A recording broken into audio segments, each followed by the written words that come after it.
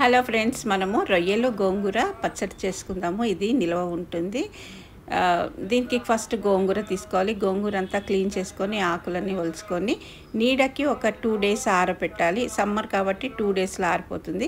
మామూలు రోజుల్లో అయితే ఒక 4-5 days మినిమం పడుతుంది. బాగా డ్రైగా కావాలి.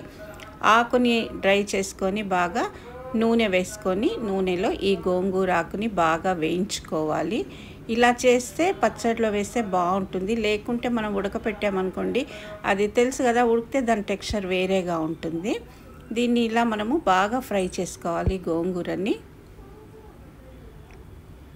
కొందరైతే నూనెలో డీప్ ఫ్రై చేస్తారు. అది చేస్తే ఇంకా మరీ ఎండిపోయినట్టు ఆకు అలా అనిపిస్తుంది. ఇట్లా చేస్తే బాగుంటుంది అని నేను అనుకుంటున్నాను. నేనైతే ఇలానే చేస్తాను. దీన్ని బాగా వేయించుకోవాలి. చూడండి, అంతాకు వేగి దగ్గరికి అయిపోయి ఎంత క్వాంటిటీ ఎలా వచ్చిందో మనకి. నూనె కొంచెం ఎక్కువ వేసుకొని బాగా వేయించుకోవాలి. దీంట్లో చూడండి, మాయిశ్చరైజర్ అనేదే లేదు, తడి అనేదే లేదు. ఇలా వేస్తే పచ్చడి ఎన్ని రోజులైనా మనకి నిలవ ఉంటుందన్నమాట. ఇలా చేసి పెట్టుకొని దేనికైనా యూస్ చేసుకోవచ్చు మనము.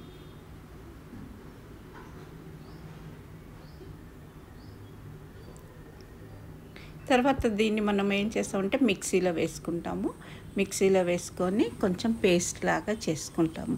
పేస్ట్ చేసినా కూడా చక్కగా డ్రైగానే ఉంటుంది, కానీ ఇలా బంకగా గుజ్జుగా అలా అయితే ఉండదన్నమాట. ఎందుకంటే మనము దాన్ని నీడలో బాగా ఆరపెడతాం కాబట్టి అలా ఉండదు, మంచిగా ఉంటుంది మనకి ఇది పేస్ట్.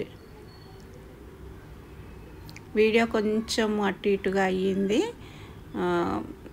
అంత అడ్జస్ట్ అవ్వలేదు ఆ రోజు, ఎందుకో హడావుడిగా ఉండి. తర్వాత రొయ్యలు ఉడకబెట్టుకోవాలండి. రొయ్యల్లో నేను ఉప్పు పసుపు వేసాను. ఉప్పు పసుపు వేసి ఉడకనిచ్చాను.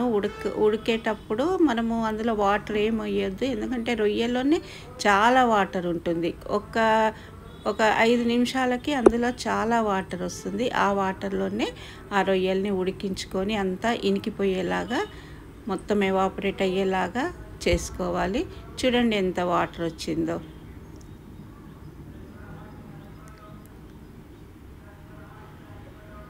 ఆ వాటర్ అయిపోయే లోపు రొయ్య అంతా బాగా ఉడికిపోతుంది. చూడండి, దగ్గరకు వచ్చేసింది.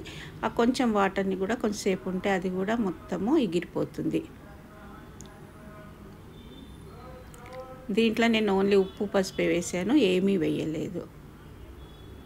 చూడండి, వాటర్ అంతా అయిపోయింది. దీన్ని తీసి పక్కకు పెట్టుకోవచ్చు మనము.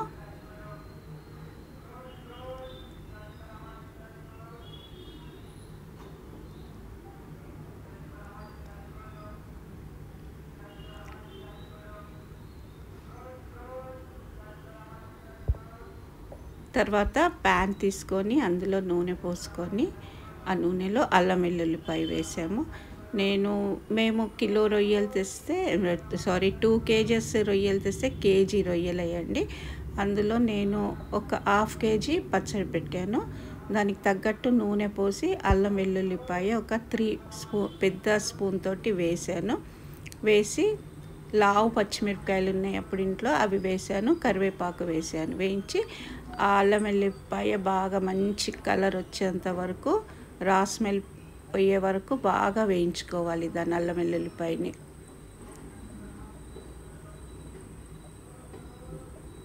పచ్చిమిరపకాయలు వేసి వేయించితే ఫ్లేవర్ బాగుంటుంది. ఆ పచ్చిమిరపకాయ కూడా మనము తినొచ్చు, ఎందుకంటే అది అంత కారంగా ఉండదు కాబట్టి.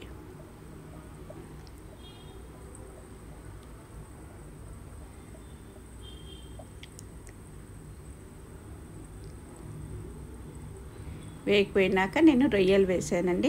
మామూలుగా అయితే కొందరు రొయ్యలు డీప్ ఫ్రై చేస్తారు. డీప్ ఫ్రై చేయకుండా కొంచెం నూనె ఎక్కువ పోసుకొని మనం ఇలానే వేయించుకోవచ్చు. డీప్ ఫ్రై చేసుకుంటే రొయ్యలు ఎలా అవుతాయంటే చాలా గట్టిగా అయిపోతుంది ఆ ముక్క. నేను ఇలానే ఇలా ట్రై చేస్తాను, బాగా వస్తుంది మనకి. కాకపోతే కొంచెం నూనె ఎక్కువగా వేసుకొని ఆ నూనెలో రొయ్యల కలర్ చేంజ్ అయ్యేంత వరకు మనము వేయించుకోవాలి.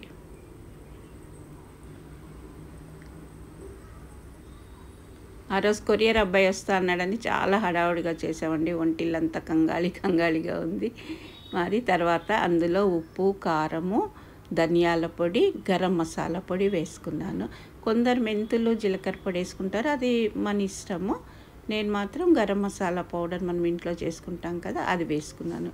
వేసుకొని కొంచెం ఈ పౌడర్ ఎక్కువగానే వేసుకోవాలండి, మసాలా పొడి, ఎందుకంటే కొంచెం రొయ్యలు నీసు వాసన వస్తాయి కదా, అది వేసుకోవాలి. వేసుకొని బాగా కలుపుకోవాలి. కలుపుకొని చూడండి, ఇది వేసుకున్నాం కదా, ఇది చూడండి మీరు జిగటగా ఇలా బంకగా ముద్ద అవుతుంది కదా మామూలుగా, అలా కాదు ఇది. మనం బాగా గాలి కారబెట్టేసి ఫ్రై చేసుకుంటే ఇలా వస్తుంది.